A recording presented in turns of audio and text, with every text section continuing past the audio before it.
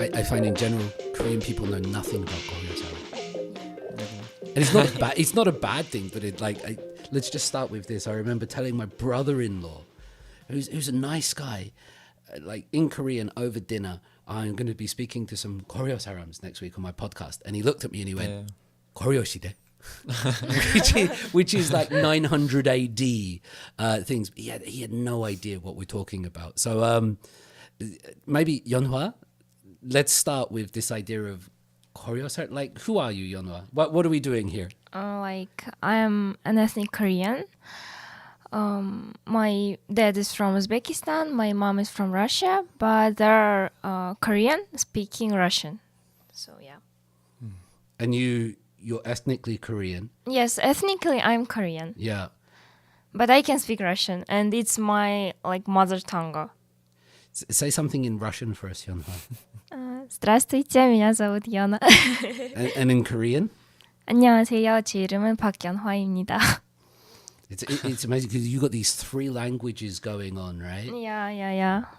We'll come back to your identity because you made this brilliant video that I showed. Daniel? Yeah, hello everyone. Thanks for inviting me here. And my name is Daniel. I'm 19. I'm currently a student of Hanyang University. It's a pleasure to be here. And yeah, I'm also part of Koryo Saram and I'm ethnic Korean. Yeah. And actually, this podcast is a very big opportunity for me to speak up about my diaspora because I noticed that as more as I live here, people got no idea what is Koryo Saram about. And yeah. Excellent. Yunso? Hi, my name is Chun Yunso and I'm from Seoul Women's University. I'm 19 years old and I'm Korean, but I'm here to talk about how Koreans think about Koryo Saram and how do Koreans think about them, those kind of things. Yeah, I'm here to talk about that. And it's a great pleasure to have you guys here and thank you for inviting me. Thank you. Same. This is the first time you've met a Koryo Saram. Yeah. We were checking that 단톡방 in our group chat. You was like, I've never met one. Yeah.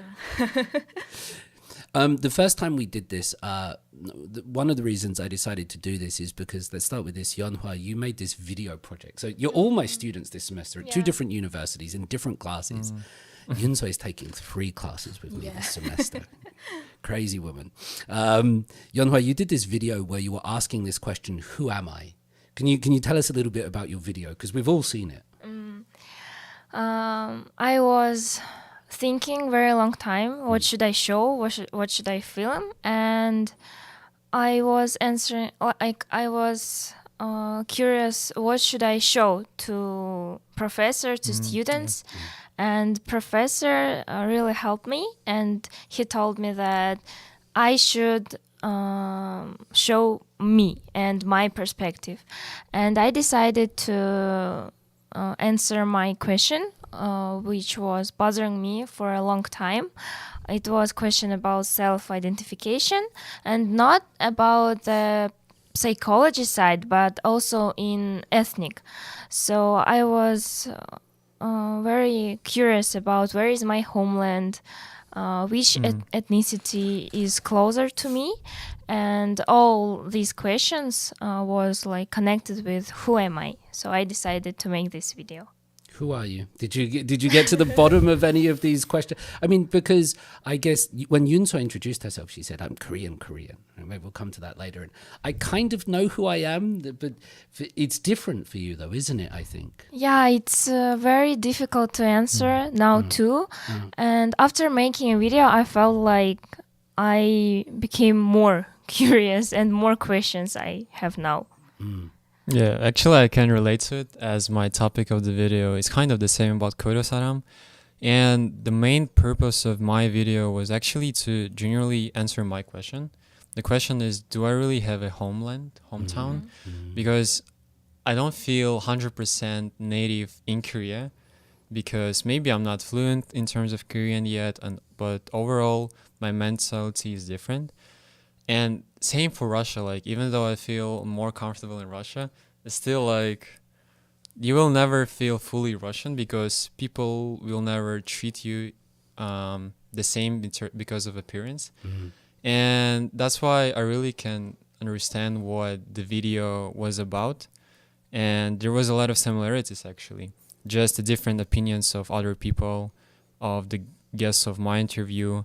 Might be their perception of their life in Korea would be different, but overall experience in terms of relationship with other people here is kind of the same. Yeah. What's it like? This is a weird question. What's it like to feel not at home in this culture, not at home in that's a because I don't know how you can put words on that, but I get a bit of it. But I guess I always know where my home is, even if I don't live there. I would say it's not that bad, as both countries, like Russia and Korea, it's a good choice for me to live in, and I've got friends either in Russia and like in Korea. So I don't really have this everyday problems. But I would say just when you think about it overall, that you as a citizen, you don't have a really belonging towards anything. And it's sometimes kind of gets you, right? So when you feel down or something, it is something that you ask yourself quite a lot during these times. And maybe it's like a problem which not only Koryo Saram actually, but people from different ethnic groups can relate to. Like in the whole world, there are a lot of ethnic groups that people don't know much about. And the same issues works for them in both of the countries. So, yeah. My kids are going to go through it. Yeah. yeah. That's one of the reasons why I'm talking to you and listening to you and find out, because my kids will probably have the same or similar identity problems growing up. Yunso, any like this kind of, we're just stepping into this topic of Koryo Saram, but I think it's really cool that you're here because it's not very well known in Korea, I guess, is it? Yeah. So like before coming to here, I asked like few of my friends about Koryo Saram, and they did know about Koryo Saram, but they've never seen them like in person, like me. Yeah. Like, what do they look like in person? Were they what you expect? It's a weird question. No, like I don't want to be racist, and I don't like expect like very different things from Koryo Saram, but but like for example, we see lots of Joseonjok in our society, but what's Joseonjok to you? Like people might not know what Joseonjok is. Yeah, they are like ethnic Chinese, like they were part of the Korean people, but they moved to China like very long years ago. So they are currently living in China, or they moved to Korea. But one of my friends said that she feels like more closer to Koryo Saram, even if she did not like see many of the Koryo Saram before, like more than a Joseonjok. There's a bit of Korea-China thing that goes on in society. Yeah, there is, isn't huge there? topic, actually. Yeah. They always argue about who's got the best food in class and things. But your friends have heard of Koryo Saram, just not met them. Did they say anything about Koryo Saram, like any facts they know? Like I asked like 4 of them, and all of the 4 said the same thing. Oh, I saw them on YouTube, like not on the real like daily lives. And they thought that it was surprising to see someone does not really look like Korean, or someone look like Korean is like fluent in Korean or like Russian. Yeah, they were very surprised to know that, because like in Korea you cannot see many people with like Western features and like speaking Korean like very much, right? So they were like surprised to know that. I would say generally it's like very weird experience, because the first time I came in Korea was like 2019, and people would approach me, and by that time I didn't know Korean at all. I was like, "안녕하세요," and that's it. And they would like start thinking that I'm good at Korean, but then they would start speaking something, and I would just, 죄송합니다, 한국어를 잘 못해요. And I see them started like being kind of me being understood, because they either thought that I'm Japanese, or something wrong about me. And by that time, when you don't know Korean at all, like you just don't really know how to explain it, because a lot of people don't know English at all here. Right. And it's another problem, like Koreans, like for us, I noticed that many Russian Korean people, and generally Koryo Saram, they study English in school very hardly, and that's why we kind of know at least basics, and we can express our thoughts. But like in Korea, sometimes only younger generation would understand what we are saying. And for example, with some kind of ajumma would ask me something, I was like, like just I would only use translator. That was like my only option. And like first time, like it was very hard. because of the language barrier first. So yeah. But And I think people give, depending on your appearance, for example, you've spent like the last hour with me and I've been speaking to car park attendants and people in society and you're looking at me like, Professor, your Korean's all right. But even if I make mistakes, people say it's good. But sometimes based on your appearance, that if you, like, even if you make a small mistake, they'll be like, I get it. You know, how does like appearance or language work for you? Even I was born here, I experienced like real Korean society in my elementary school. So I went to Korean school for only 2 months because there were too like high expectations of my language skills. And when they like noticed that I'm not perfect in language, there was like disappointed about me. And there was like kind of pressure a little bit. So I went to Russian school again and I felt that I'm still foreigner here, not a Korean. So I think there are a lot of like high expectation of like appearance. So you look like Korean, so you have to be like Korean. Like, Does when you speak English, you have a Russian accent. It's very good. Like, it's good. Everybody has an accent. And when Spanish people speak English, they have a Spanish accent. It's perfectly normal. When you speak Korean, do you have an accent? I'm not sure. Yes, I have. Like it's like Korean accent. I think it's it's. to be honest, what I heard so far from you, I wouldn't really see a difference. Maybe I'm not fluent and I'm not really a professional in terms of Korean, but so far I didn't really see any differences. What about do you? Yeah, have like you as a ever, Korean, like I Yeah. felt like she's like super Korean sounding Korean. Yeah. Thank you. Yeah, She maybe didn't say anything about your stuff. maybe that's because you were born here. So as you were a kid, you were kind of getting used to it from the beginning. But as for me, I noticed like I had to spend some time for genuinely understand the way Korean sounds naturally. And I would be like, 안녕하세요. And people, and even like when I was pronouncing single words, people would have no idea what I'm saying. And that's when I knew like there is some issues about my language process and stuff. Yeah. And that's probably the reason because I only started learning Korean in 2019. And that was rough because Russian is completely different. And my entire life I've been studying English and I got used to this kind of Western type of language. Yeah. But Korean is Asian type of language and it's completely different. The grammar is different, the vocabulary. So I had to adjust once again myself to it. And maybe it's like works also for Koreans. For them, it's hard to study English, and that's why I understand why English maybe in certain areas is not that developed yet. Right. Yeah. But can you explain like maybe what was your English learning experience? How did you get Oh fluent? yeah, like for me, I took a like very typical type of like English education of Koreans. Like at first, in like kindergarten, you like learn like small vocabulary, like where are you from? Oh, I'm from Korea. Hey, nice to meet you. How are you? I'm fine. Those kind of stuff, you know. And like in elementary school, it's like all the same, but you go to like private institute, like called 학원. We go to there from like elementary school. And in there, you can talk to like native English speaker teachers there. So there is the place you get the English speaking, the Yeah, I sense. see. And in middle school, you slowly begin to lose the like speaking of the English language because you study for the exam.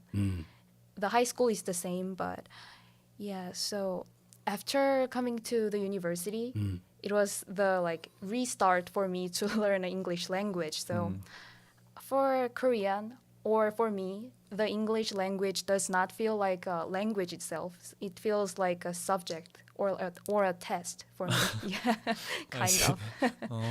But still, it sounds very fluent. I thought thank like you. maybe you lived abroad somewhere or something. I Because appreciate even in terms of accent, it's very. Oh, thank you. It's pretty good, isn't it? Like this is Yeah, not somebody like- that went abroad that's just picked it up.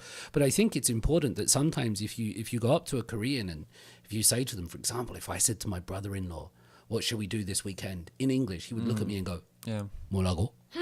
He wouldn't know what I'm saying. And there are many, that's not to say that they're unintelligent or things like that. But there's many Koreans that just don't speak English. And so Korean language becomes important, I think, Yeah. sometimes. Yeah. Yeah, and like this is the topic when, as more actually Korean people come to Korea Yeah. due to many reasons, like related, like political reasons and stuff. And that's the thing which everyone has to face with. Like you will never be able to live fully with only English knowledge. Like sooner or later, you gotta start learning Korean. And even my dad, he came to Korea only in October, and he's very fluent in English and stuff. And he didn't really know before coming that English is not an option here. You might like do basic stuff without problems, but as for getting adjusted to Korean environment, you gotta learn it. And even though he's 46, he doesn't know Korean. He just learned Hangul like a month ago. He like bought this courses of Koryo Saram teacher. Yeah. Through the Instagram, he studies like basic stuff like nin in real. Does he look like you, your dad? Yeah, he's like fully Korean. Obviously, people also like always ask him something in Korean, but he be like he doesn't even say 한국어를 잘 못해요. He be like, I don't speak Korean because he doesn't know yet. You see, so. Can we go back to the start of how? So it's your grandparents' generation. Like, how does the Koryo Saram get made? That's a weird way of saying it, right? But this is your grandparents' generation or your great grandparents' generation leaving Korea. How does that work, Yonha? What's the story? Do you know? I know that when it was like maybe Japanese war here, some Koreans went to far east of Russia and stayed here, and then Stalin said that they have to go to Central Asia, so Kazakhstan, Uzbekistan, and there were like my grandparents. And it's interesting that even though they lived in like USSR society, they preserve like Korean language, Korean culture. And also I can notice that my grandparents, they use Korean words a lot, so they speak Korean more than Russian, even though they lived there. So I find like some patriotic moments there too.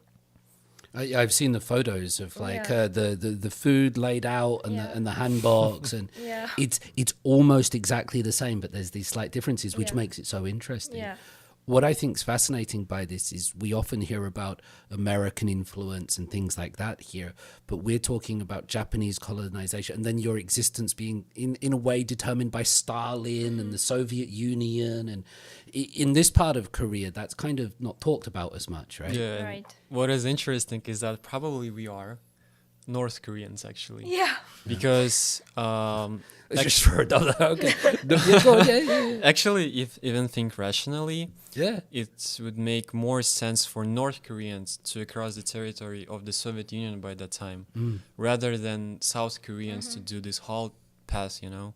And actually, same works for me. For my great grandparents, I would say it was like 50s, I suppose. They crossed the territory of Soviet Union. There was a lot of departures. It was very harsh and rough. Yeah, Like my grandma would say that there was no much saved information about my ancestors. Like my great grandparent name was Chansik. I was like, damn. And I'm just Daniel, Russian name.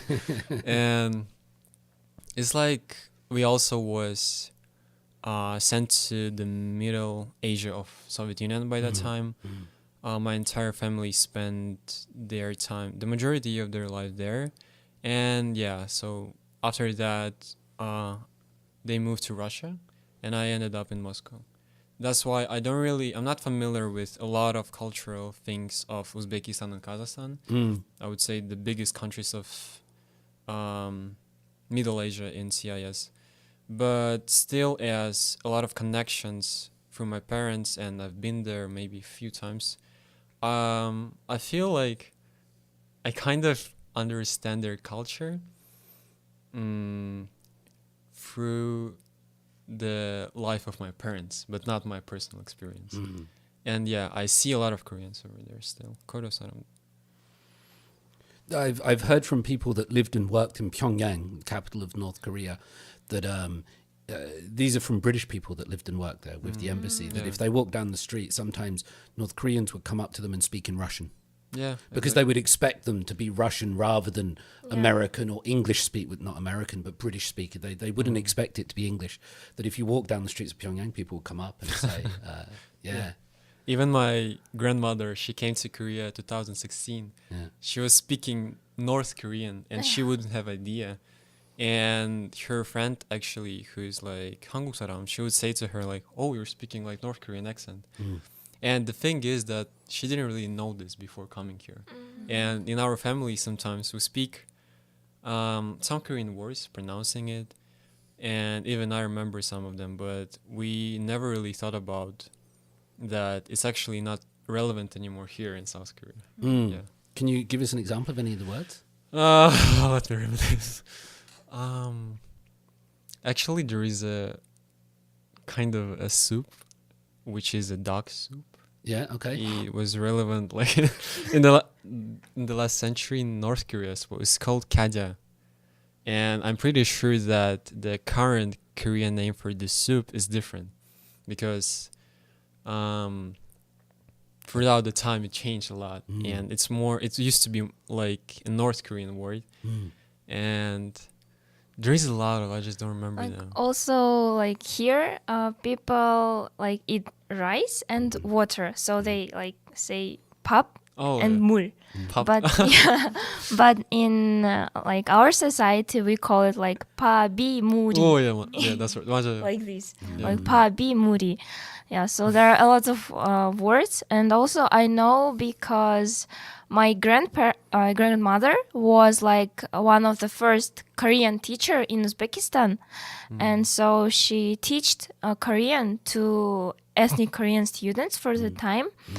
And also that's why I have Korean name, because she gives me like Korean name, her Korean name, because she wants me not to like forget that my homeland is Korea. So yeah. It's weird how politics might get involved in your identity or things like this, because I mean, in some parts of the world, politics is always a thing. But if you, I don't know, Yun, so what happens if you start saying like North Korea and Russia and Stalin in South Korea? Is Very it just like sensitive. how sensitive? What's going on with it? You know. You know, like politics and news. Even though my major is media and communication thing, we don't really talk about politics like within friends, because like all the people might have like different opinions, and they might have like different maybe thoughts on everything. Yeah. Yeah, I guess that's really important in terms of the current situation. I realized that here in Korea, I never faced this problem, because I noticed that for Koreans, they mostly care about three countries, like States, Japan, and North Korea. But as for Russia, they don't really know much. They know like basic info. That's why whenever they talk about war, which happened to me very rarely, only like 2 textists asked me about Russian war and Putin. And I was like, okay. I don't really speak about it in terms of my personal opinion, because I just realized that maybe it's not going to be a problem here. As I said before, that Russia isn't that connected to South Korea. But still, as my personal vision of it, I just don't want to bring politics into the table to discussion. Because everyone is different, right? So, and even Korean people have different vision, obviously. Us having different visions. Koryo Saram have different visions in our diaspora.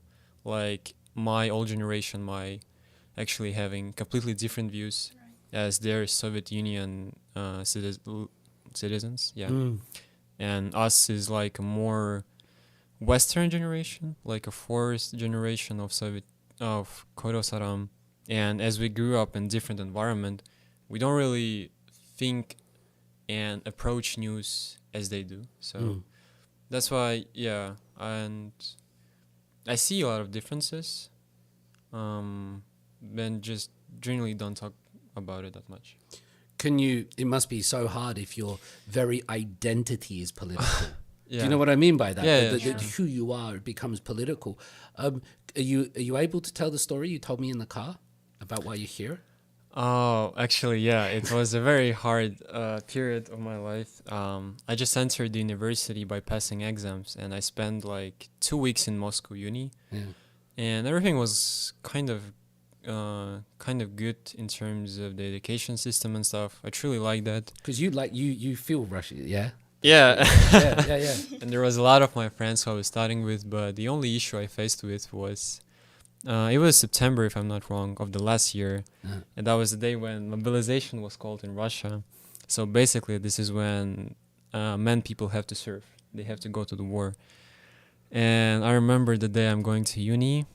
I'm in the bus. My dad is texting me, "Yo, Daniel, send me your passport details." And I was like, "Damn, something is going wrong." And basically, by the evening, I obviously understood what's going on. We talked with my family about this whole situation, and we bought the fastest tickets to Kazakhstan. And actually, we came to the city which borders with Kazakhstan, spent there 2 days on the border, crossing the border by car. There was a lot of pressure. It was nighttime. We didn't have food, actually. And the real issue is that you understand that you're not alone. I saw a lot of people, and it was like 3 of us, my uncle, dad, and myself. We were like grown people. We can take responsibility for ourselves. But there was a lot of families, and I saw parents struggling as they would... they didn't really have food anymore to feed their kids and stuff. So it was a lot of pressure, and thankfully I passed the border, came to Kazakhstan, where the relatives of my father live, so there was no issues anymore. And after that, I came to Korea. So yeah, my initial plan was coming to Korea, just as there is no flight, like direct flights to Korea from Russia. I had to go through this crazy journey, and yeah. But in a sense, you're a political refugee. Almost like it feels like that's crazy. You're running, not running. You're because of a war conflict. For sure. You have to be here, and you said the men in your family are here. Yeah, and I would say that women are back in. Yeah, like as everything is okay right now in Korea, is very quiet. You always realize that, like, Korea is not gonna really be in the same similar situation type of, even despite of North Korea case. You just don't really feel that pressure here. I don't really know how to explain it. And maybe I remember those days with a kind of a smile right now, because everything is good right now. And maybe it was like experience from my life also, to cherish the things that I have now. Like, here is quiet, stable, just work, and everything gonna be great. Yeah, but I guess for Korean people it sounds crazy, like completely crazy, because I really also can't imagine it here. Does Korea feel safe, Yunso? Like, I mean, there's North Korea right there, and I know sometimes when you've seen it talking to like foreigners, people coming from Europe or America, that I'm going to Korea. That place is scary. Yeah, I heard of it. Like, some of the international students told me that their parents would not be so happy for them to come to Korea, because the Korea would not sound or feel safe to them. But like, for Korea, I don't think that war is going to happen soon, or it's like the unstable Korea. I don't think so. But like, few months ago, we had like an alarm on the phone. Do you remember that? Right. Like, Yeah. it was about like 5 or 6 in the morning, and the alarm went That's off. crazy. And that's the only time for like 19 years of my life. That's the only time that I realized that, it was like not the end of the war. We were like resting the war kind of thing. But like, that was a single time. Like, I feel very safe in here. That was the day I turned off my notifications for this kind of alarm, because that's crazy. They send you so many notifications. We're safe now. The BTS boys are all in the army. We're safe. They're all prison. Although you should have to come and see me in Gangwon-do. Like, after this, I'm going to drive right up close to the border.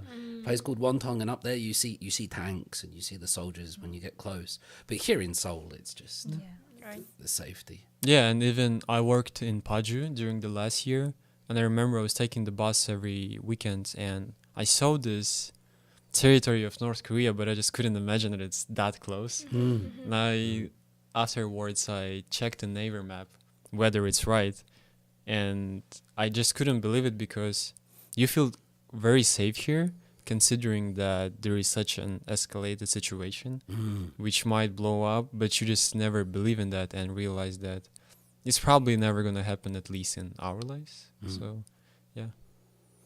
What I find is really cool is that Korea gets a lot of stick for not being helpful to refugees. There was the I believe there were Afghanistan people on Jeju and things like that. It gets a lot of criticism for not upholding it. But then there's perhaps lots of stories like yours, Daniel, that we don't know is actually happening, or we don't think about, that Korea is providing a home for some people, that it doesn't.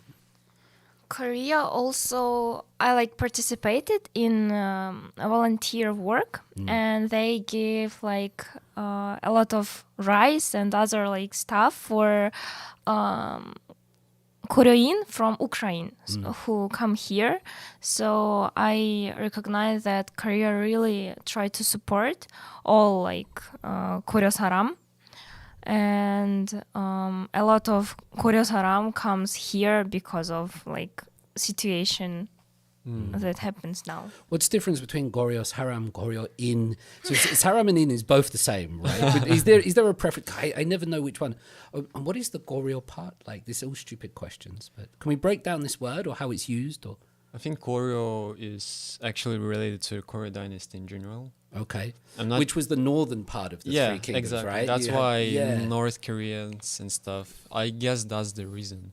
And I'm not sure whether it's fully related to Koryo as the dynasty itself, but there are definitely some features of that period. I know. I'm just going to jump in, but I was reading the Hungarian ambassador's book, and he talks about how in South Korea they elevate the Shilla dynasty, right? It's Oh, the yeah. one, but in North Korea, in all their history books, it's about Koryo because it's up there. Yeah. That's their one. Okay, yeah. Oh, and actually, I wanted to add something about the way Korean people help the other diasporas these days. Yeah. And even like coming back to my story, the reason how I like, not the reason, but like, I wasn't able to come to Korea just by buying the tickets and stuff. I needed visa. That's the first thing. And I needed some educational place to study. And so eventually, like, fortunately, my grandma has some connections with Korean people who are related to the university I went to. And it's like a Christian university, and my grandma called there. She explained the situation to her close friend, and he did everything for me to come to Korea ASAP. And it was really like life-saving moment for me because I arrived. I got no idea what to do. Like literally Incheon airport, I'm staying. I got no idea what's going to happen in the future. And he texted me like, I'm here. He met me, obviously, drove me to university. And thankfully, it was like the middle of the semester. And the first day I arrived, it was like the first day of midterms of the language course program.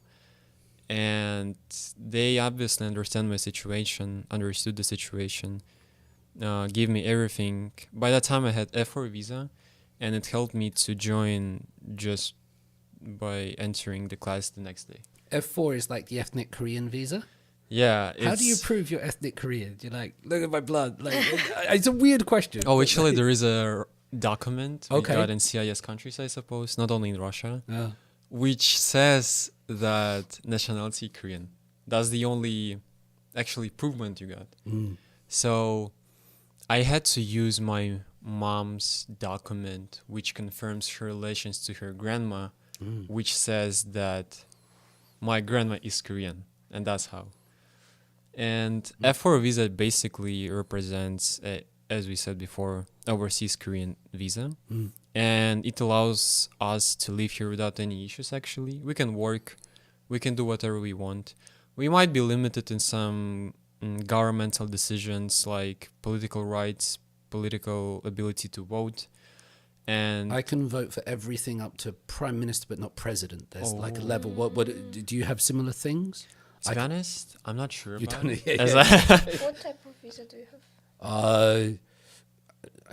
I think it's an F5. Oh. I'm not sure. It's a F5. permanent residence. Yeah, I see. I have permanent residence here, Yeah. so I can vote for local elections, but I can't vote for the president. That's the one that's off limits for me. Yeah, F4 is actually similar to F5. Okay. And it's really a blessing for us because I never really faced any issues using this type of visa. And actually, before it was harder to get this, but I guess, yes, Korean birth rate is kind of in complicated case right now. Okay. No, really, that's Yeah, the yeah, thing. yeah, that's They do interesting. everything to actually stimulate like the diasporas of Korean people Right. to come back to their country. And that's why, for example, they didn't really give F4 visas to fourth generation of Koryo Saram. They used to give it only till the third generation. And now, thankfully, as I'm fourth generation, and last year I received it without any issues. I never imagined this. So because the Korean birth rate is so low, they're like, Yeah, come back actually, here. that's the They're the Korean- Yeah. Remember your great grandfather's country, your great grandmother's country. Wow. Also, like there are a lot of social programs to to Koreans. So they want to like develop some cities here in Korea, and they made some social programs to attract people there. So they work there, for example, like maybe 2 years, and they can get like passport, Korean passport, like such programs. Are you gonna? Do you have a Korean passport? No, because if I would have, I can't enter to university like a foreigner. Oh, okay. Yeah, so I have to do it like real Korean. What's the advantage of doing it like a foreigner? That means no sunung or something? Yeah, I You're sort of giving you the side eye now. Might sound crazy to you. like I'm not able to like pass suning, Yeah. and I just have to pass topic like level test. It's an English test, right? Korean like level test. Oh, topic is Korean. Yeah. Yeah, Sorry. yeah, yeah. Right, yeah. And if I like have a high level of Korean, like I have more chance to go to like high university. That's why nowadays a lot of like Korean students, even they go to Korean schools, they not able to like pass SAT, and they're easily entered to high universities. I was curious how hard it is for you was to enter your current university, because for us, like foreigners, actually, I suppose it's 10 times easier.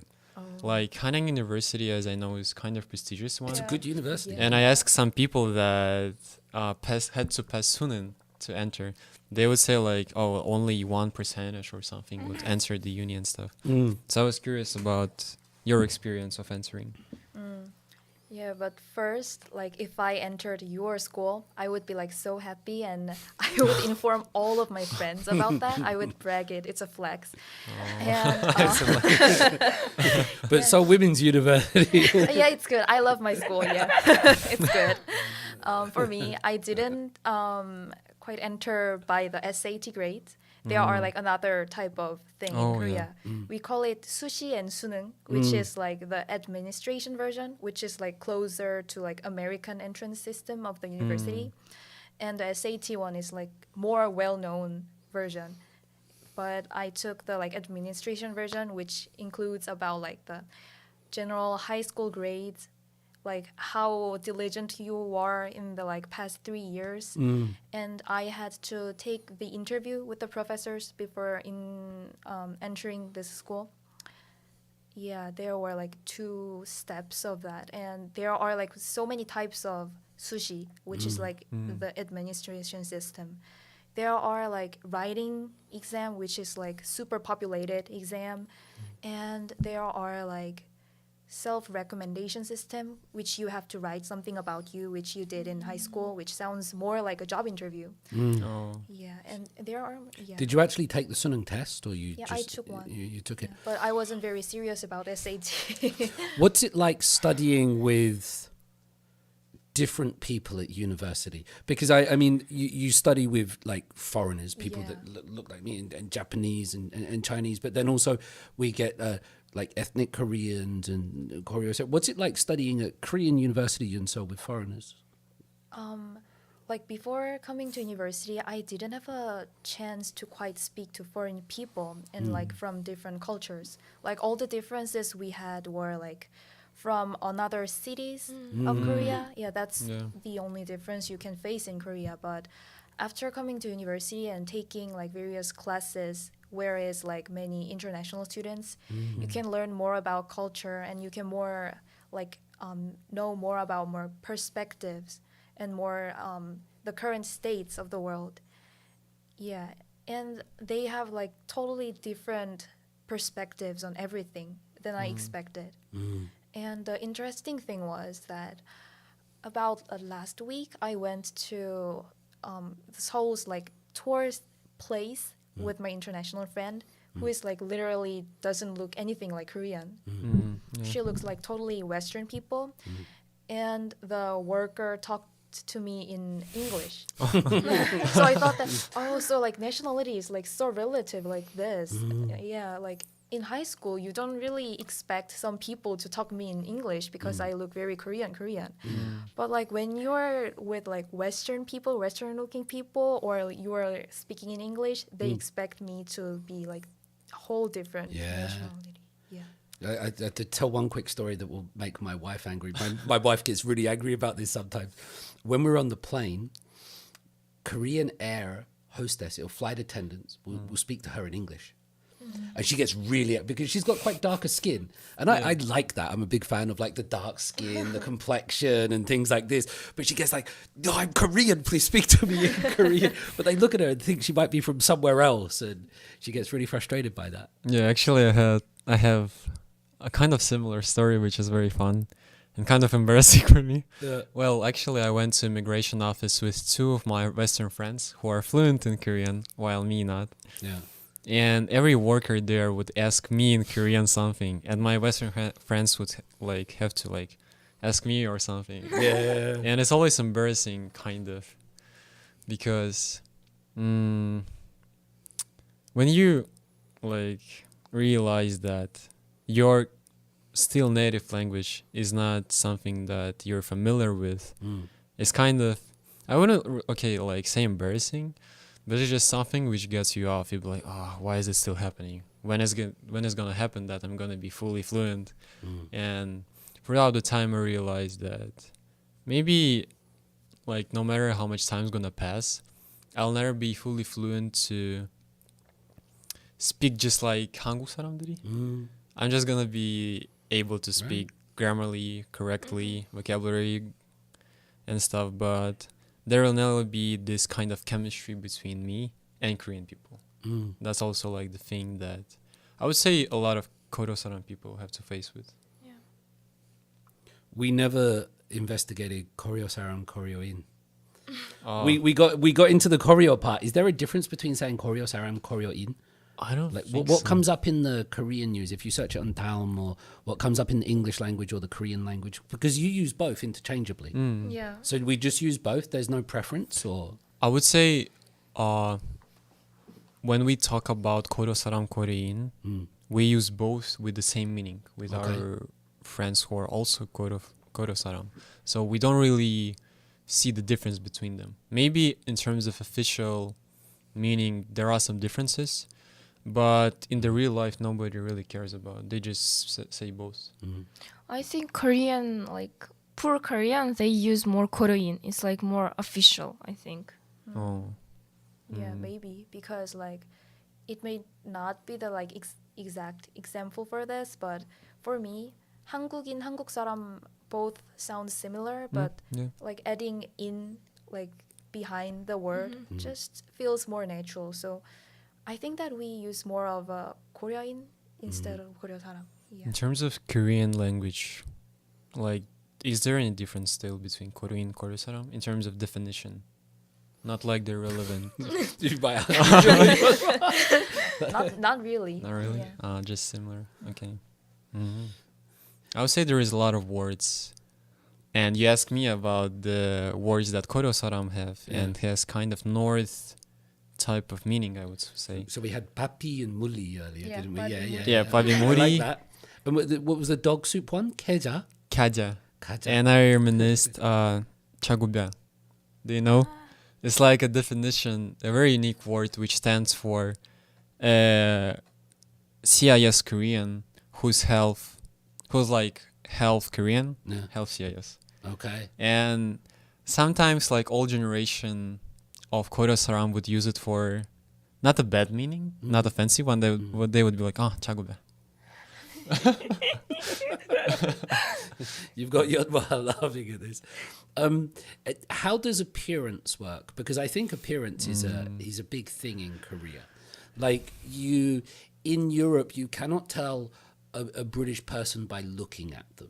It's different there. We have a form of civic nationalism where your nationalism is determined by your passport, and you might look like all sorts of different things, and that's how I've grown up. Now here, there's this kind of more ethnic nationalism, and you have the ethnic Korean vision. So there is a tie to sort of blood or appearance or this kind of thing. Now, I use in my class, I use that Horace G. Underwood quote where him and his family had been in Korea since like 1884, established Yonsei University, be at the Korean War, armistice talks and translating, and really be embedded in the country, but still look like an American, still look like a white guy, right? And said, Horace G. Underwood says that no matter how ingrained I am, I can never cut off my nose. I will still look like this. Those are his words. Yonwa, how does appearance work into this for you? Like, what's your take? Do you? I think I don't look like a pure Korean because they have like another vibe. I think they're more like cute, like little, something like this. You're cute and little. I'm allowed to say that. But I think I'm not. I'm like more Russian, more like cold, I think.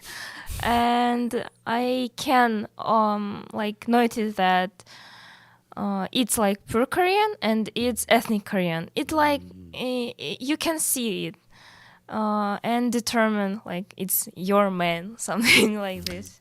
I would say that Koreans have a style which is relevant to everyone. For example, they have specific type of clothes which everyone wears. While in Russia and CIS in general, there is more diversity in terms of what people wear in general. It can be a mix of everything. While still Korea is very structured, very stylish, I gotta say. Yeah. But I wouldn't say that there is that much diversity, you know, and in terms of appearance in general, I would say that your hair has calmed down since I've known you. Daniel's hair used to just be like, come on, it was like growing an afro or something like this. I used to be punk. I would say naturally, we don't really have that much differences because still blood and this plays the most important role. But in terms of styling, clothing, you might really understand who's Koryo Saram and who's Hanguk Saram. And for example, when you entered, understood that you're probably Hanguk Saram. Yeah. There's a vibe, isn't there? It's For sure, vibe is the thing. Yeah. Is it important, Yonwa? Is like appearance important? Do you feel it, or it's just like no? It's just everybody looks different. Like, do you try to look Korean, or do people pick up on it, or you don't talk about it, or? For a long time, I really tried to look like Korean, to look similar with them, because I understood that I have to like live here for a long time, and it's not always advantage to you if you look different, because sometimes people think that if you're different, you look like a little bit strange.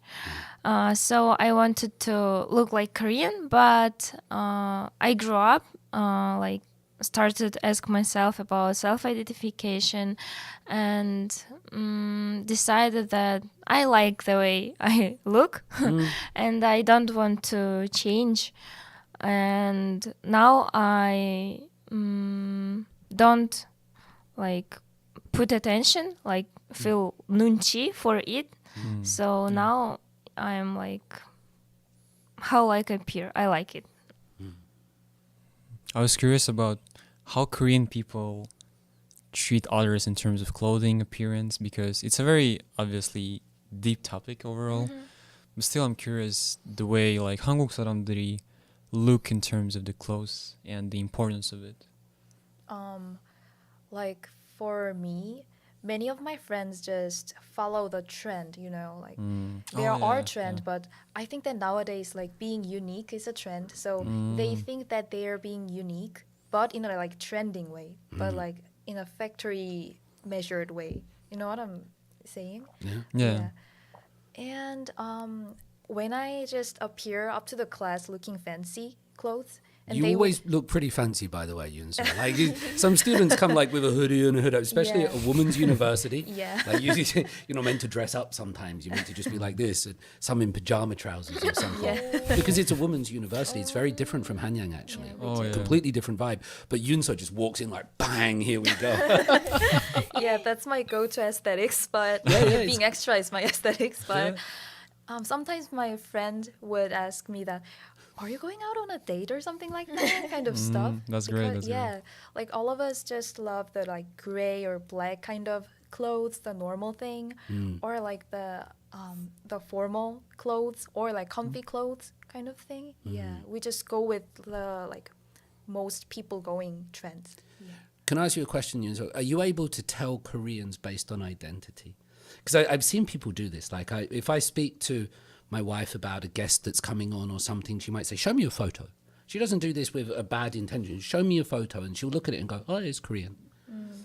Really? What's it like with appearance for you and sort of recognizing people? Or can you differentiate? I know it's all different. Can you differentiate between like Japanese and Koreans? And kind of, yes. And as you mentioned, I think that it's about a vibe. Yeah, right. Right. And I heard that like the language you speak slightly changes your face structure, and that might be the reason why we recognize it. And I think that's a vibe. I cannot like literally speak about it. It's too like abstract. I would say Koryo Saram who are into K culture in general, who are living here, they obviously, as they're like Korean culture, they try to follow the way Korean idols and stuff look like. They look more 한국 사람들이. But those who are just like my father, they obviously don't care. I suddenly want to beat your father. So I would say, yes, generally Korean culture gets globalized.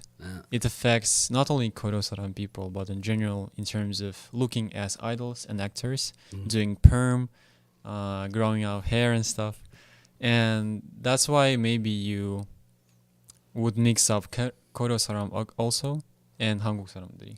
But overall, like I'm not that into K culture, and I don't really follow trends because I'm not just interested that much.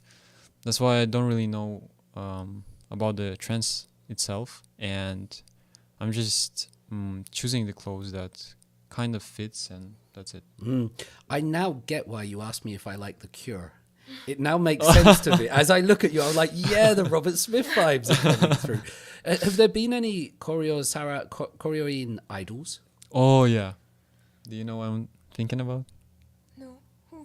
There is a truly pure legend over there. His name is Victor Tsoi. Okay. He's the ice... No? You might heard The of him? drummer? Not the drummer, singer. Oh, singer. Okay. He was a singer of very popular avant-garde band of Soviet Union. Okay. And it's not like just him being popular, you know, at a specific time. Still, it's very relevant till this day. And when there were meetings in Russia against the war, people would go and listen to this song called Changes. In Russian, it sounds Перемен. And it's like a very popular and a very cultural song, which was originally made by him, by Victor Tsoi. And still, unfortunately, he died quite young. He was like maybe in his 30s. He died in a car accident, and there's still some shows that occur maybe once in 2 years. and the stadiums are huge, and they like present the visual of him, the 3D version, and the others players of the band just stand there, and the legacy of him is very huge over there. And His name is Victor Choi. yeah, and he is actually Chagubya. He's like, his mother is Russian and his father is Korean. But I would say I would consider him more as Russian, because in only few interviews he unfortunately has, he presents himself and you can feel him being more as a Soviet Union presenter. You know, this grunge, avant-garde, against the system, break the law, trying to get this Western cassettes, vinyl and stuff. When did he make his song Changes? What are we talking about? Like 90s or 2000 or 80s or 70s? Any Oh, idea? early. It was Soviet Union period. Maybe it was like Okay. 80s. Yeah. 80s? Yeah, and when he died in a car accident, the whole country was actually like giving a tribute towards him. And I just wanted to understand how big his figure is. And actually, a lot of Koryo people are very proud of him being presenter of this diaspora. And besides of that, he has a lot of other songs. And even like me, I went to his museum, which was happening right to the Red Square during the last year. So still, as I said before, it's very relevant. Yeah, wow. That's really interesting, because we hear about sort of Korean Americans that do well or win Super Yeah. Bowls or do the baseball, but we never hear the other. I think I was thinking of Victor Ahn Yeah. as the ice. Oh, yeah, I yeah. was That's thinking right. of him. That's why that one, yeah. But Victor Ahn is a little different. Yeah, I right. remember he's just he's like Hanguk Saram who got a Russian citizenship, or Yeah. he wasn't allowed to present Korean team. Mm. But as for other cases, Was like there a kid in Jiuhak, Jigumori Hakyonen, that was... there was like a tall chap. I didn't watch the whole series, but there was the zombie school drama. I thought there was I don't know if it. I'm really clutching at straws here, like an Uzbek or Kazakhstan or Yeah. yeah. I'm not making this up. I know him. He's Yeah. like friend of my friend. Okay, he's a handsome chap, isn't he? Like, Yeah. Go on. oh, Yeah, he is like What's his name? Can you remember? his name maybe is Solomon. oh yeah, oh okay, I got this. know Yeah, him? Sweet Home, right? No, the K drama. It might be Sweet Home instead of Jiuhak. Yeah. Oh, Yeah. He is from, I don't know him a lot, but he is from Kazakhstan, and maybe ethnic Korean or Chagopya. I think he's half Korean. What's this Korean. word that you use? Chaguk. It's like half Korean. Okay. Yeah, I don't know this But in Russia, like in Soviet Union, it used in not good way Okay. always. Like yeah, not all. like foreigner, not Korean. So Is it used yeah. in Korea as well, or is it a? No, only in Korean society. Okay. Yeah. So it's very interesting that between Korean we have like we also have something like nationalism. So if you are not pure Korean, there is like distance. So if you're not Koryoin, Yeah, like yeah. it's you're Korean and you're Koryoin. Yeah. And then there's different levels of it. Yeah. Yeah. What does it mean to be a Koryoin? Is that determined by? If both of your parents are Korean, Yeah. is okay. Okay. If one of them are Russian or Uzbekistan, it's like It's like 50-50. yeah. Even in not in my family particularly, but overall, a lot of friends of mine who are Koryo Saram, they say like, "Oh, my mom wants me to get married to Koryo Saram woman, Yeah. not Hanguk Right. woman." Hanguk Saram. Right. Yeah, but I guess in like Korean families, they still have kind of the same thing, right? Like maybe not only one diaspora, but Korean overall. And Like they used to, but for me, my parents are very open to like Oh, that's great. various nationalities, and I think that most of my friends' parents are almost open to it. And as you said, like before it was like very conservative of Koreans for like wishing to their husband or their wife to be like 100% Korean so that they can make like 100% Korean family. But nowadays there are like more of a various forms of family. So yeah, I do see some of the families that are not 100% Korean.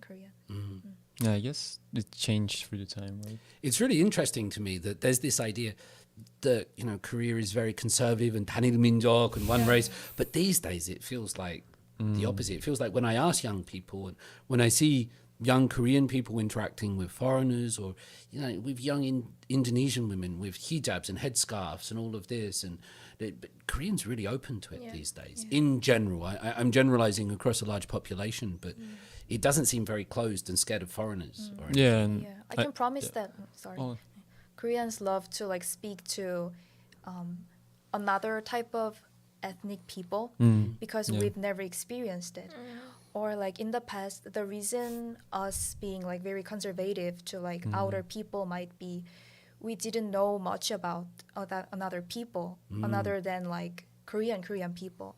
But now that we see more of them being in media, or like we meet them in universities or society or their companies, now that we are not scared of them and we do know about them a little more than before, so we kind of love to be friends with them. We like to be company of them. Yeah, I think that the new generation is a little bit changing. It's the contact hypothesis, guys. It's what I think I was teaching you in class. It's just like you can moralize at people and say you should like, but moralizing never works. It's just that spending time with people, interacting in the classroom, seeing them, and it just changes, I think, And I would say generally, maybe even our generation is still very much more open-minded throughout the globalization in the entire world overall. And I would say maybe my consumption, and not consumption, but attitude towards 한국 사람들이 might be different from the perception of my parents. Yeah. Because still, I think the background is what is like the main part of this thing.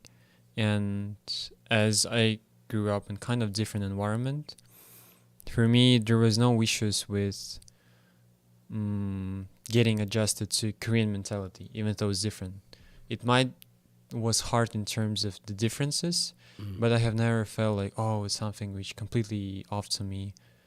And that's why it might still taking some time for getting fully adjusted. But it's not really a bad experience. It's just different. Yeah, I think we're living in a new world where the idea of sometimes being pure anything is kind of going away. Everybody's realizing with globalization and democratization, we have all of these different identities and people, and I sometimes wonder that it might be a strength for my kids, you know, like it might not be, but they might grow up and to have a mixed identity. I'm not sure what the right words are, but it might prove not to be a hindrance. It might be, I don't know, but in the future it might be an advantage that they have a sort of a dual identity. I think so, because like us Koreans are like trying to learn more of a language for like our careers, and I feel a little difficulty learning English, for example, because I'm not the part of the culture. But like having a little part in the culture would make you feel more like easier to learn the language or the culture itself more. But yeah, I think that, for example, your kids might be like feeling less pressure about learning the language because it was their culture, not the subject, which was like my path. Right. Actually, it's great when you're having two nationalities in you. And maybe I'm kind of having the similar case, not in terms of nationalities, but in terms of two cultures. Because I was asking myself what culture I'm belonging to, and I just understood that there is no need to really ask yourself it, because the answer is simple. You're a mix of both. And when I understood that, at first I was thinking that it might not be that great, but then I understood that the bigger, the better, because your horizons are getting widespread, and it's actually more useful for you to be adjusted to any culture in the future. Yeah. I feel a bit like that with Korean. I think sort of adopting Korean culture and being here for so long hasn't hindered me. My experience is a bit different from yours, but obviously it's really useful to learn many cultures and try to bring them into you, and just like music genres or anything. We haven't spoken about the areas of Korea. So before we started this recording, we were talking about like a Dongdaemun and the restaurants that have beer. I'm not sure if you might know this, Yunso, but the beer sometimes doesn't have names on it. It's just like 1, 2, 3, 4, and that's in terms of alcohol percentage and things like that. So you're like, I'll have number 3, please, mate. Yeonhwa, have you been down to Can you tell us, like, do the Koryoins, do they have a place, a community? Specific place? I think Koryoin lives in a lot lives in Incheon, Ansan, and places of Gyeonggi province, because first Koryoin came there because there's very like cheap houses, and then like there were a lot of jobs. It was easy to get some job, and like they come here because their friends came there, and they made like a big community. And I can see like almost, I think 90% of Koryoin, they live in Ansan, and there is like their village also in Incheon called Hambak Maul. There is a lot of Korean like convenience stores, Koryoins convenience stores, cafeterias, flower shops, and they do their business like doing nails for foreigners or like haircuts, because they have very specific style. So they do their business and like develop their community in such areas. And I would also say that there is a lot of Russian Korean churches, which is mostly filled by only Russian-speaking people. And like during the 2019, I visited at least maybe 10 Russian Korean churches. And as I remember, there was not a lot of people because maybe it was the only time when it was only opening. But I visited 2 of them last year, and it got much bigger. The community is huge. They got social media's improvements. They do everything to kind of make community even bigger. And as for cities, I would also say that there is Gwangju province, right? Gwangju? Yeah, there is also. Gwangju?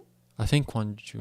There's 2 Gwangjus. The Gwangju near Seoul or the Gwangju down? Oh, Busan. Near, which is like traditional one, right? Okay, yeah. Yeah, and I've been there during 2019, and I also met like a lot of Korean people, a lot of Koryo Saram. What do you call a Koryo Saram moksa, or a father, a priest in a church? In Russian? Yeah, well, I do, in your church, would it just yeah, we use Russian language in churches also. I think just pastor. Pastor? Yeah, pastor. Okay. Pastor. What's the vibe like in a Koryo Saram church? I mean, like the English churches are sometimes very kind of like quiet and dour. I mean, it's very different from like a gospel one or something like that. As I remember, mostly it was Protestantism churches. Yeah.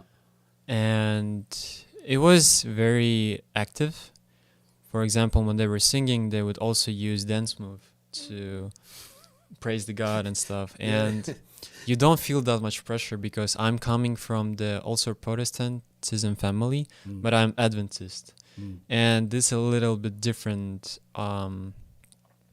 wave of it, because I gotta be kind of very, very quiet in the church. I gotta act very quietly, just sit, praise, pray, and that's it. But in Russian Korean churches that follow the Protestantism overall, the things that I noticed, like they're very actively doing that. Yeah. I believe the church is really big in sort of the Korean American community as well. Yeah. That I'm not sure for diasporas or something like that, religions or organizations, they play a really big role. I remember watching that Netflix series Beef, and they feature sort of a Korean American church. And I saw so many articles come out from Korean Americans or people on social media going, yeah, 맞아, that was really big part of sort of a diaspora having that. I think one of the reasons also why a lot of Russian Korean people go to churches, because this is the place where you can find people. And because when you come to the country, you know, like you don't know anyone, you probably don't know the languages. Unfortunately, the majority of Russian Koreans, they don't know Korean language. And that's the place where you can find a lot of friends, a little got people. And maybe it's also related that as there is language barrier, it comes with the problem of finding kind of status job. Mostly Russian Korean people have to like do manual labor. And obviously it's kind of hard physical and mental job. And that's why communicating, just talking to other people, obviously makes this issue 10 times easier. And churches just became one of these communities where you can relieve your stress during the weekends.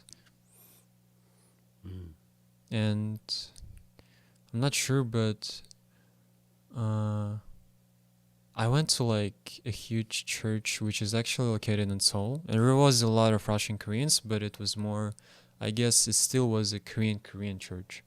But I guess throughout the time they try to develop and mix communities, if I'm not wrong. So there can be like both communities that mixed, and they read Bible in English and in Korean for both. Yeah, man, that's fascinating.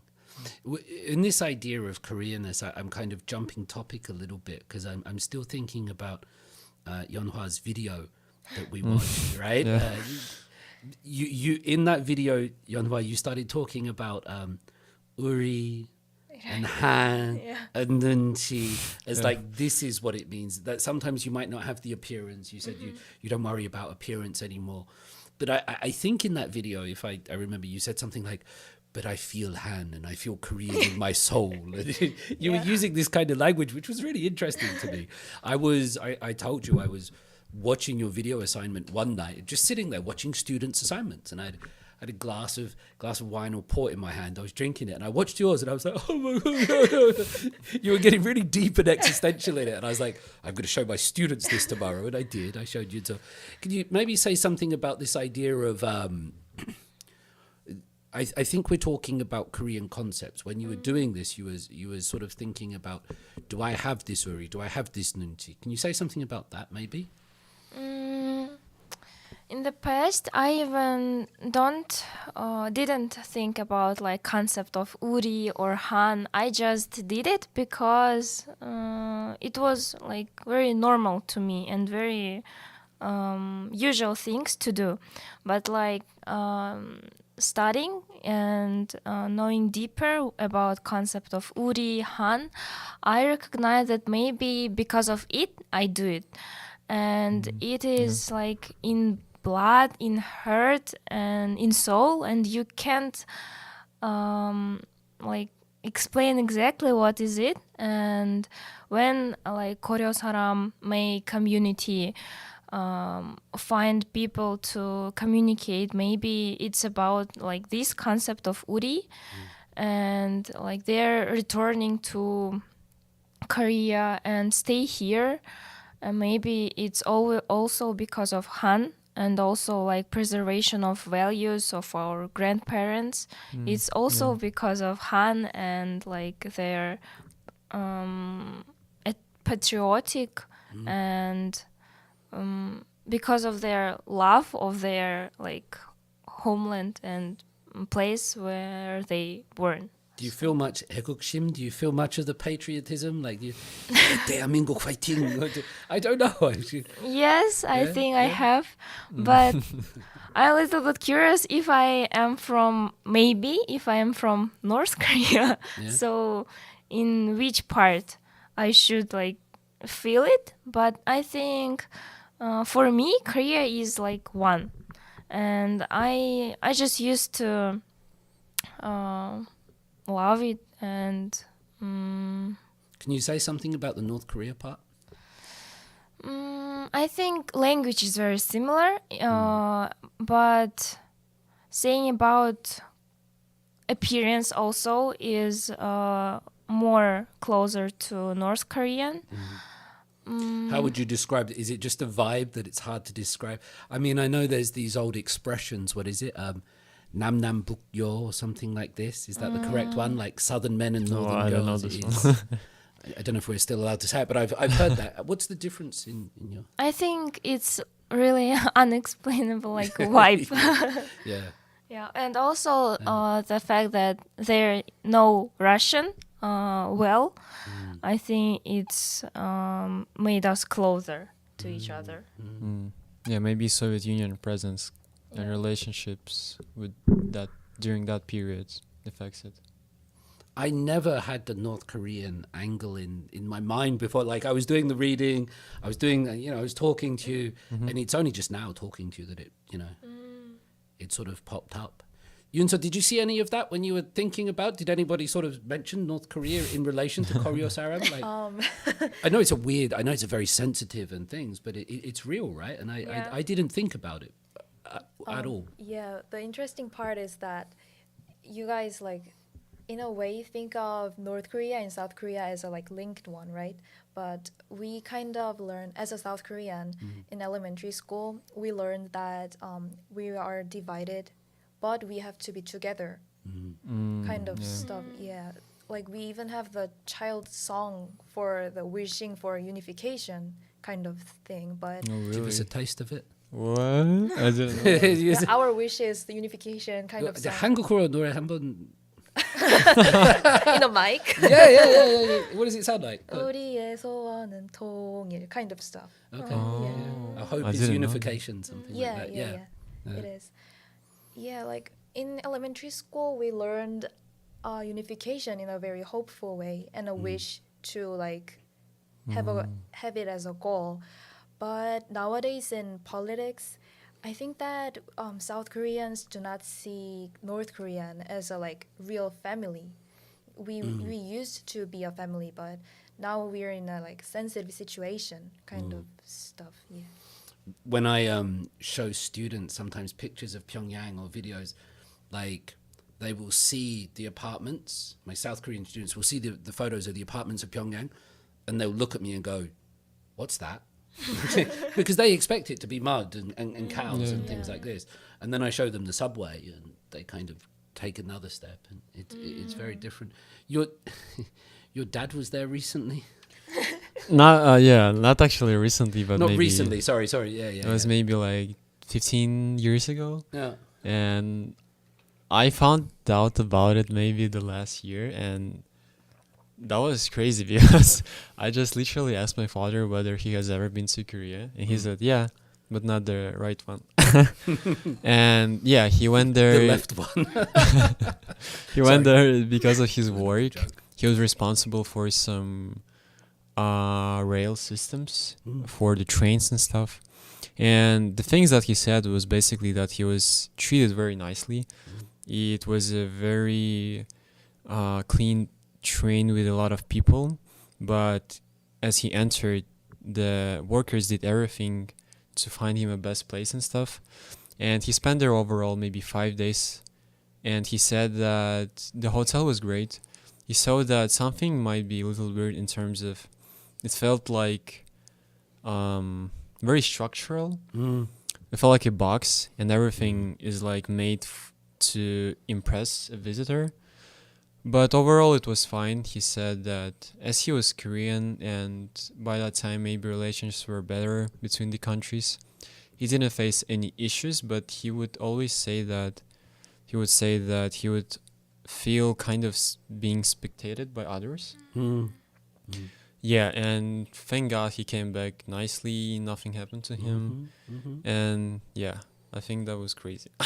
When I found it about it, I was like, I don't believe you. And on the way here, we were talking about people like Andrei Lankov, the scholar that studied at Kim Il-sung University and things like this. Yeah, there is a lot of actually things on the social medias of Russian social media platforms going on about North Korea. because due to political reasons and some sort of connections between Russia and North Korea, there is a lot of appeal of videos related to generally North Korean culture, the situation nowadays in the country. And yeah, I watched that video you mentioned, and it was very useful in terms of me understanding that maybe when you live in South Korea, you don't feel that danger overall, because people generally treat North Korea as something very, very different these days, and something very dangerous in a certain way. But in South Korea, I really feel safe and just don't care about it that much. Right. Because even though, if you think about it, it's very close. But at the same time, you realize that what kind of action needs to be done, so the situation is going to escalate. Like when you think about it, you realize that it's almost like impossible or something. Yeah. I was at a conference with Raymond Pacheco, Pardo, and Victor Cha. And they were talking about these hundreds and hundreds of trains going across the Russian-North Korean border these days, and that's supporting various war efforts. But that aside, what I think about is that in the English or Korean-speaking world, we have a very different interpretation of history than from the Russian-speaking world. And we talk about going into social media bubbles and echo chambers in Korea, in South Korea, between left and right and men and women, but there's this whole other ecosphere of Korean studies and history and information and culture that will be going on in Russian, right? In these languages that we get to miss out on, and you guys get to see it though. Like you have the advantage here, I think. Oh, also curious, like what is the current, mostly like Korean perception of North Korea? Like what's going on in the minds of Korean people? Are you scared? Actually, we don't really feel the threat from the North Korea, but like when there is a news about like bombs and atomic things, then we are like little bit aware of the war, but we don't really think of North Korea as like starting a war like right at the moment. We don't really feel it.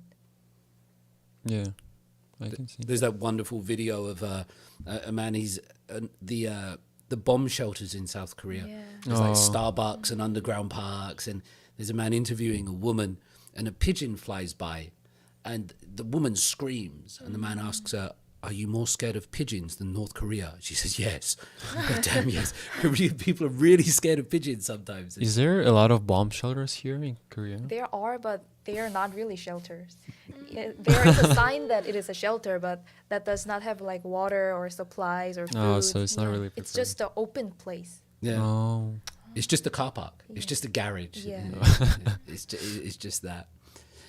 Is there something that people get wrong about Koryo Saram? Is there like a misinterpretation? Is there something that people misunderstand or you wish that they knew more? Because like I'm only finding it out really from you guys as well. But is there something that we should know more about? Is there something that people get wrong when we talk or think about Koryo Sarams? Honestly speaking, I have never faced any bad experience or threats from Korean people here.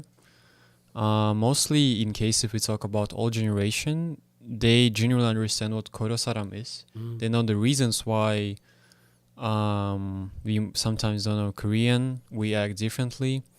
But as for young generation, I wish the news would make more focus on genuinely different diasporas of Korean people, because it actually plays a huge role in the Korean history during the last century. And I'm pretty sure there is a lot of information about Kyopo in the English, but there is not much about Koryo Saram in English. That's why it would be great, I guess, for Korean society to generally understand the information about the different diasporas, including us. Yeah, but I don't really feel anything bad because of that. Whenever I meet people who are genuinely curious about my diaspora, I just explain them kind of briefly my case, and they're like, "Oh, that's great, that's cool." And sometimes I even like feel great because they act kind of differently in a good way. So yeah, I guess that's great. Mm. I think the main like issue is that they treat us treat us like foreigners. So they even maybe they understand that we have like same homeland, historical homeland, but because of language, they treat us as foreigners. So I want them maybe to understand that we are Koreans too, and our like grandparents didn't want to go to Soviet Union. They just had to do it. So yeah, I think I wish how say Daniel, younger generation like understand and know more about different diasporas, not only Korean but like also Overall. Japanese Koreans or like something like that. Do you think it will happen? Are you positive? I mean, do you walk into this confident, or you're a bit pessimistic? What do you think, Yeonhwa? Or will there be change? And if there will be change, excuse me, does it come through social media or contact, or are you confident it will change? Or if so, how do we make this change? I think it will change because Koreans diaspora here becomes like more larger and bigger, and social media are also like more progressive, and I noticed that more pure Koreans, they recognize us, and they start to understand who we are. And also a lot of more and more Korean come here and like create families. Someone get married to Hangugin, and something like multicultural families appear a lot. So I think it will change a lot. Yeah, and I saw some statistics during the last decade, like 10 years. The process of Koryo Saram people coming back to the Korea got much higher, and it increased like maybe 4 times. So there is a lot of Koryo Saram people in not only the Seoul state, but as you mentioned before, like mostly they appeal in Ansan, Incheon, and I wanted to say something about Dondaemun, which is a very unique district for Koryo Saram people here in Seoul. It's actually a place where you can find noreban with Russian songs, you can find Russian places. We had Yunso give us the unification song in Korean. Come on, Daniel. Yeah. Give it. What do you sing in a Russian noreban in Dongdaemun? Oh. Give us a line.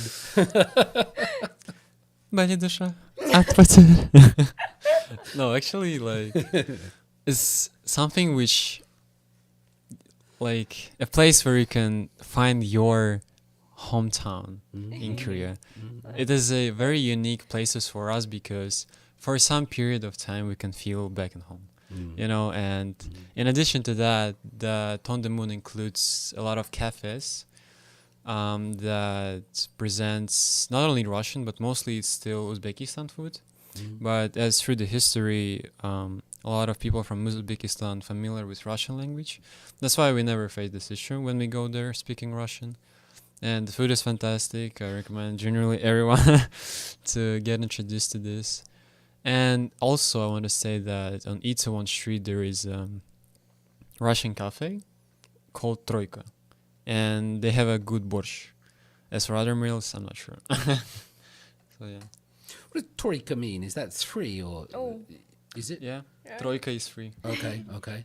I don't really know why they chose this title. And tell me about borscht. Oh, borscht is a national Russian soup. Unfortunately, not Koryo Saram food.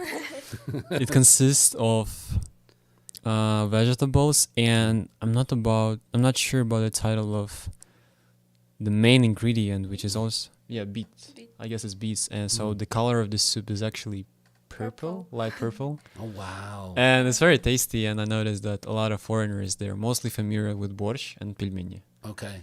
Pelmeni is like mandu, the Russian version. Mm. Yeah.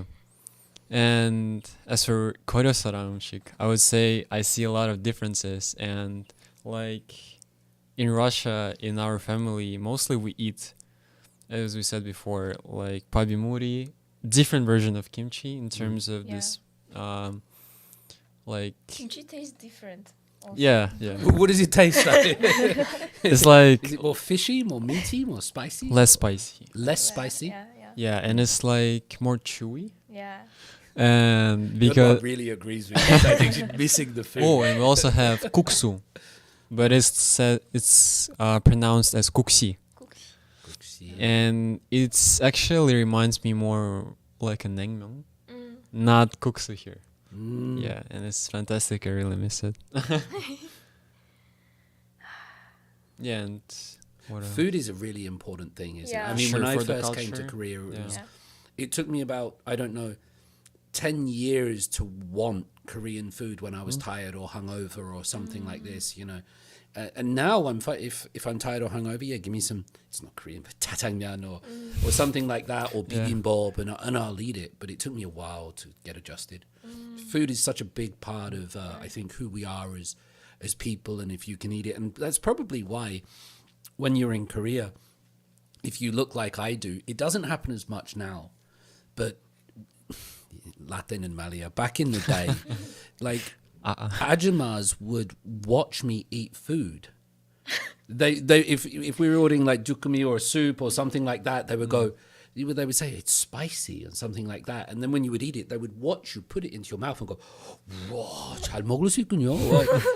They would be really curious. Can you eat this? And I think food is a really big part of identity or being part of a culture that if you can eat. That's why Koreans don't like it that I don't eat rice. Yeah, and Like, David, you have to eat more rice. I would say like actually Korean food is not that diversity in terms of ingredients. Ooh, we get into dangerous territory. And as for restaurants here, in case if they're Europeans presented, mostly it's Italian food. Yeah. And at first, Carbonara, they love their carbonara. yeah, at first I was confused because they would mix in one restaurant a Korean food or Japanese with Italian food. So it's like pizza and chicken or something. Yeah. Because we're in Russia, we don't have that. We have one specific restaurant with one specific country menu. So this diversity, lack of diversity in Korea got me thinking like, because at first I thought that it would be more in terms of the range of food, but actually I wouldn't say that. Yeah, food is a really big, like giving you get pizza, but then you get a little bowl of pickles, and then you get a kimchi. And for sure. They do the. I think in once our finals are all over in January, we should meet up again, like us four, and we should go to a restaurant in Dongdaemun. Oh yeah, for sure. Yeah, and Yunso, then we'll get the real Yeah. good treatment. You up for that? And then, Yeah, there that'd is be a quite lot of nice. Yeah. Yeah, because if me and Yunso walked in there, we might get some nice service. But if we walk in with some Russian speakers or something. Yeah, and I noticed that in those type of places, there is more appeal of Hanguk saramduri, and they just speak Korean. They like the Uzbekistan Russian food, and they just go there. Yeah. What's really interesting when I've been in there, I'm not sure if he'll listen to this, but shout out to Stephen Epstein, who's just an amazing polyglot. What I like about going into those places is you might see, sounds weird, but other white people. They might be Russian or they might be, but then you have to speak to them in Korean. Because they don't speak English, and so you get this really weird situation where these two white guys speaking Korean to each other, because that's the only way to communicate. Yeah, here exactly. That's it. No English. Yeah. Have we missed anything? Like I feel like we've covered like most of the bases. I like the fact, Yeonhwa, that you're positive about being accepted, but I also like that you want to be accepted almost. When you were saying it, you were like, God damn it, please recognize us. We are here. The population is like 70,000. Am I getting my numbers right? You did some research approximately like 500 in the 500,000? CIS countries. in the CIS. Yeah. As for people who live here these days, might be 70,000. 70,000. Yeah, 80,000. That's quite a lot, right? Yeah, and it's getting bigger. That's the Yeah. thing. I think the interesting thing is that we always see this. No, it's changing. I shouldn't generalize like this, but we sometimes associate multiculturalism and things like that with white people on television and things like that. Yeah. But it doesn't represent the actual demographics inside the country. There's a different thing. And there is also a thing I wanted to say that maybe it's not only about Koryo Saram, but still a lot of people from different diasporas, they feel homesick. Because I would say that mostly people who are mature, and generally all people are mostly affected by the background and the early years, the environment they were born. So even myself, I had to struggle with some, not mental issues, but emotions of feeling homesick. And for example, during the last year, I was attending language school program, as I said. And during the Samgip, third level, I understood that by the end of it, I'm going to leave for at least like 1 month. Because I just felt that I need to kind of refresh. Yeah. Because Korea is great, everything is available, stable. But still you belong to some places that you were born in. Yeah. Yeah. So yeah, I went to Russia for 1 or 2 months. It was very refreshing, and I came back to Korea with full of energy, and yeah, so it was a very good period. What I is very well said, because what I think is most important is that we've been talking about like Koryoin as a group, as a whole community, as a monolith where everybody kind of thinks the same and speaks the same and eats the same. But just between you two, that's why it's so cool to have you both here. Whereas Daniel, you kind of feel this pull back to you can correct me if I'm wrong, but I watched your No, work I agree, and you I were agree. like, no, I feel Russian and my home is there and that's the vibe. You respect both, but that's where, and then for you, Yeonhwa, you were like, it's here. Yeah. And so we use this word, but inside that label of Koryoin, there's all of these different moves and pushes and pulls, and it's not just one thing. Yeah. Yeah, that's what I was talking about actually. Like Koryo Saram people are still different. Those Right. some found their place here in Korea, some coming back to CIS countries because they realize that they're just too different, and no matter how much time gonna pass, it's not really gonna change situation in their mind, you know. So yeah, but as for us, I guess as we're young, for us it's still You just didn't look at me. for us living here. I'm sorry. It's still just a good experience as we are young to see the world and being able to compare not only our home countries but also Korea. Yeah. You know, so that's why. Yunso, I completely agree. I'm probably the same age as your dad, I'm realizing. Well, You my said dad he's in his is 40s, right? was born 76. He's got a few years on me. Yeah. I've got some white in my beard, though. Yunso, this is a weird thing, but like, based on this, could you say something in Korean? Like, about the Koryoins? I mean, because we're speaking in English, right? But there might be some people out there, like Korean people, that don't speak English. So I'm just wondering, like, what would you say based on like what Yeonhwa said, what Daniel said, like that Korean people might be able to hear, that Korean people might be able to listen? Is there any kind of conclusion or any thoughts that you've had based on this conversation? Anything that we need to say or? While listening to you talking, I thought that Koreans are like not very appreciating you guys like enough. We are just ignorant on the like Koryo Saram community and Koryo Saram culture, like not as the Joseonjo culture. And the reason why we are like more acknowledging about Joseonjo is that just we see them in the real life. Oh, yeah. So for Koreans, I think that we think of like historical fact, not the social people when we hear the term Koryo Saram. So I think that for Koreans, we should try to know more about Koryo Saram, and we should keep in mind that they're all different. So like, do not think them as like, oh, they're from Russia, okay, oh, they're from like, oh, Korea, or what are they kind of stuff. We should like try to learn more about it and more appreciate about it. You got me. Deep. Yeah, I think also Koreans' behavior is important too, because some Koreans are like their behavior is not good here. So I think their behavior is important too, because sometimes I feel very like embarrassed in bad way because of them. Yeah, there were sometimes in the news appeal the cases of criminal behavior of some Koryo Saram people, and I'm not really sure why it's happening that much, because considering the sizes of community and diaspora, the amount of cases is big, especially here in Korea, where the police system is very strict and very good. So yeah, actually that's the thing that shall be really changed in terms of the law system, I would suppose, because of the behavior of some presenters of diaspora. There are also like visa limitations and generally the rights of Koryo Saram people, and it generally makes people of other presenters of Koryo Saram diaspora just harder, you know. And maybe some laws shouldn't be introduced specifically towards Koryo Saram people, and it would be better for the system.